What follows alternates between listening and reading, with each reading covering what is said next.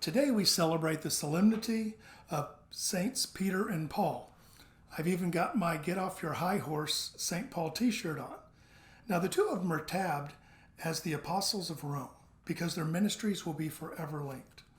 St. Peter, the first pope, was dubbed the Rock by Jesus, but his ministry was rock solid and fundamental as he preached the gospel of unity.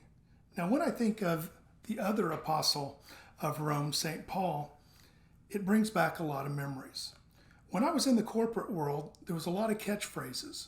And one of the catchphrases was, "You have to think outside the box." This is a metaphor, was meant to challenge us to think differently, unconventionally, or from a new perspective. Now, some of the managers in my company went too far, so we had to have a meeting so we all were on the same page. One of the vice presidents stood up and shared that this new concept would only work if it fit within our corporate structure.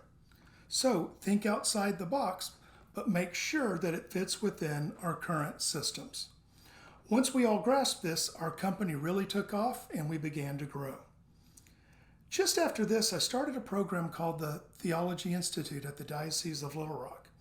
As we started the New Testament studies, I immediately saw that St. Paul understood this concept because he also needed to fit the church's structure around his out-of-the-box ministry. I thought today's second reading did a really good job of describing St. Paul's ministry. "The Lord stood by me and gave me strength so that through me the proclamation might be completed and all the Gentiles might hear it." This shows St. Paul's desire to preach to those in his outside-of-the-box ministry that would lead him to spreading the gospel to the far corners of the world. Along the way, he showed great reverence for Rome, and especially to St. Peter, as he reached out to him and other apostles to make sure they were on the same page. Although he never rebelled against the divine authority present in Peter's ministry, he did courageously challenge Peter, the man, to live more coherently with the doctrine that he was teaching.